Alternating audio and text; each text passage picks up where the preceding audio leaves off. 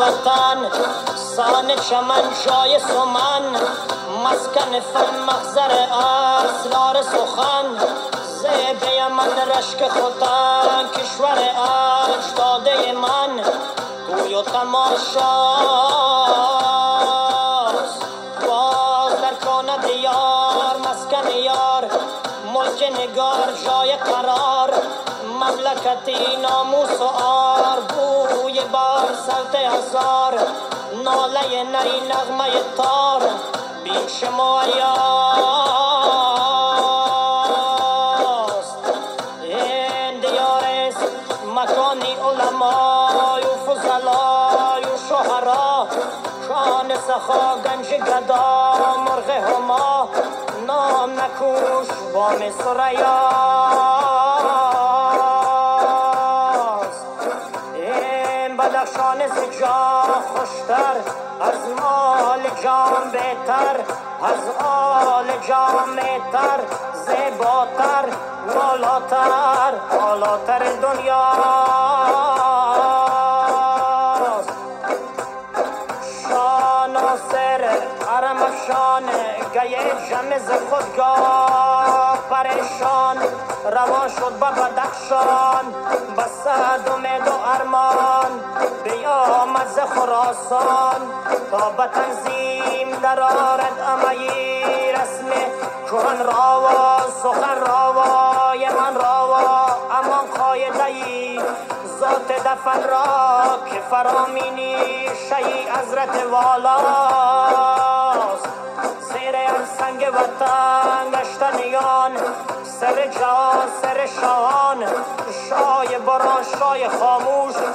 شاه ملنگوشه کاشان بزرگان خراسان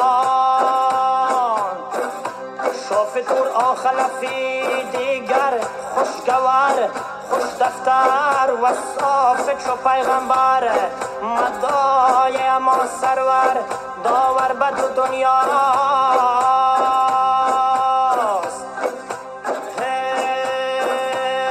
ستست نامی ماما تورو گور شا شما شای و اسرب شای و مومی شا کی از مده علی مست در این دفتر مداه که از مده علی مست در این دفتر مداه که زدن دمز نبی و زی علی دمز ولی و زی وسی دمز حیاتی ملکوت که در آن عالم بالاست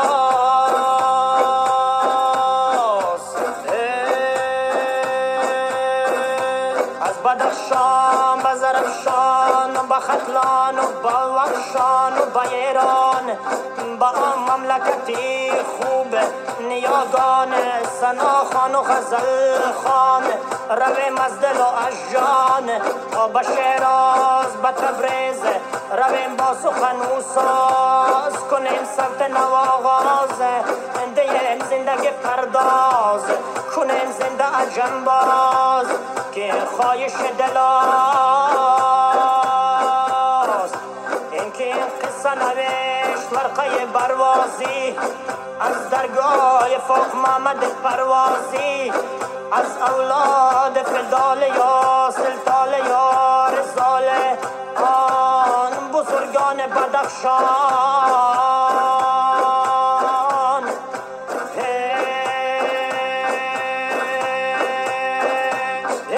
یا اوی مسته او برم مسته یا اوی مسته او برم مسته در قلعه بار پنجه یک دخترک هسته یا اوی مسته او برم مسته گردی سر او گشتم او خورترک هسته یا اوی مسته او برم مسته با پدر و با مادر توجه کرد و مایه یا اوی مسته او برم مسته با قسمت به من دید بهترک هسته یا اوی مسته او برم مسته از قلب برآمدم سیبم سر دست